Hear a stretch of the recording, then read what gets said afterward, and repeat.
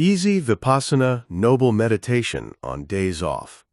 As everyone knows, most working people have about 2 days off per week. These days off are an excellent opportunity to practice meditation calmly and peacefully. Since we spend much of our time working for others, we should use our days off to cultivate mindfulness, satipatthana, for our benefit, both in the present life and in the cycle of samsara. I believe most people reading this are already familiar with the methods of meditation practice. Therefore, I'll briefly summarize the key points here. Before meditating, bow 3 times and pay respects to the Triple Gem.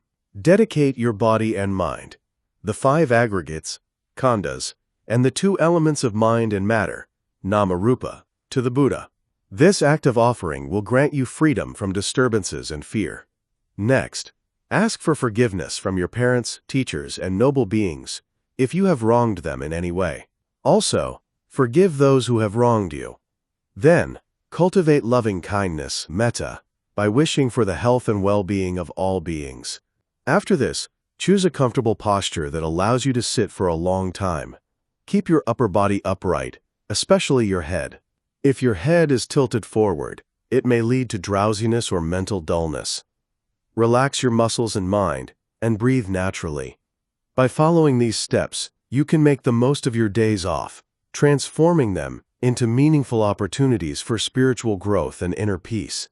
Breathe naturally, then choose a meditation object that suits your preference and experience, such as either the breath going in and out, or the rising and falling of the abdomen. Focus on the beginning, middle, and end of each breath, or every abdominal movement. Strive to be fully aware of every moment, ensuring your mind does not wander. Avoid superficial or casual observation. Instead, concentrate precisely. Be mindful of the in-breath and out-breath, or the rising and falling of the abdomen, noticing each movement. Observe how each breath or movement arises and passes away continuously, without interruption. While focusing on your primary meditation object, if sensations like heat, cold, hardness, softness, tension, movement, or pressure arise in any part of your body, note them as well. Recognize the sensations of heat, cold, etc., and understand that they arise and disappear. Nothing remains permanent. 31. Venerable Ajahn Chaya. These sensations are not you or yours.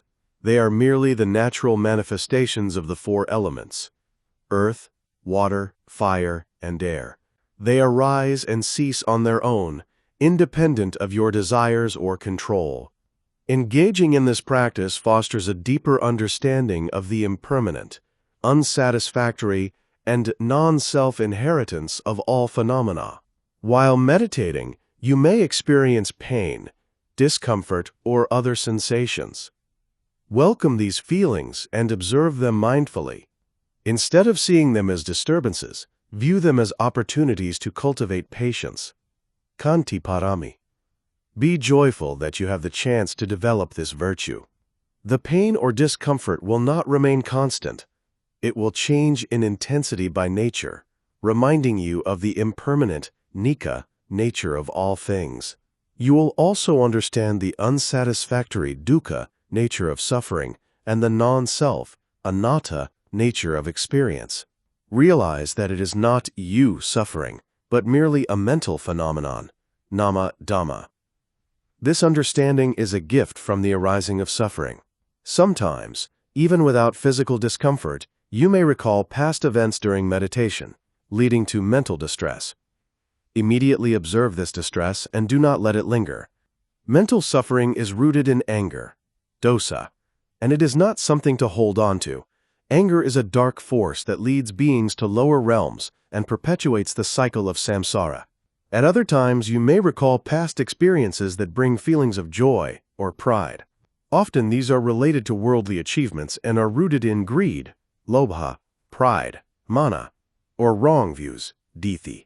Even these pleasant feelings should be observed mindfully, and you should quickly return to your primary meditation object. Observe how mental states of sadness and joy arise and pass away, one after another. recognize that nothing remains permanent. Like a flowing river, the old ceases and the new arises, illustrating the truths of impermanence, anicca, and suffering, dukkha. When practicing meditation with a focus on a specific object, such as mindfulness of the breath, after sitting and concentrating for some time, thoughts may begin to arise. Desires and cravings emerge, wanting things, wishing for things to happen. Then, unpleasant feelings might arise, leading to aversion and anger. The mind may scatter and wander, getting lost in confusion, restlessness, and delusion. At such times, we must continue to be mindful and observe these mental states. When greed or sensual desire arises, we should reflect on impermanence, or contemplate the unattractiveness of the body, to 32 easy vipassana, weaken and eventually eliminate these desires.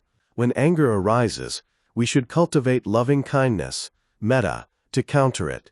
There are times during insight, vipassana meditation, when we need the support of concentration, samatha. In those moments, we can actively use concentration techniques to regain calm. To prevent the defilements from taking control, we must apply various skillful means and overcome them mindfully. When the mind becomes especially distracted, we can breathe more deeply and strongly to regain focus. Alternatively, take a long, steady in-breath and slowly, gently release it with a mindful out-breath. This can help subdue a restless mind. If you're practicing mindfulness of the breath at the nostrils, keep your attention fixed there and be aware of the beginning, middle, and end of each inhalation and exhalation without letting the awareness break. For those observing the rising and falling of the abdomen, focus carefully on the beginning, middle, and end of each movement. With such mindful observation, even a scattered mind can be brought under control. As mentioned earlier, we must carefully and mindfully observe the physical, rupa, and mental nama phenomena that arise in the present moment. By doing so, we come to understand that there are only objects being observed and the mind that observes them, just the interplay of physical and mental phenomena. This understanding weakens and removes the wrong view of Sakkaya Ditthi, the belief that the five aggregates or mind-body phenomena are I or mine. When we clearly see that these physical and mental phenomena arise due to causes and conditions, and that they also pass away due to those same causes and conditions, the belief in permanence, Sassata Ditthi, is also abandoned.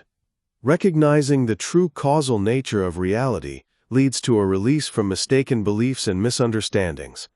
When this kind of correct insight arises, when one begins to see things as they truly are, it marks a level of wisdom. If one continues to practice diligently from that point onward, it becomes possible to attain the path, its fruition, and nibbana even within this very lifetime. Therefore, let this serve as encouragement. Do not give up, but continue to practice with determination and effort.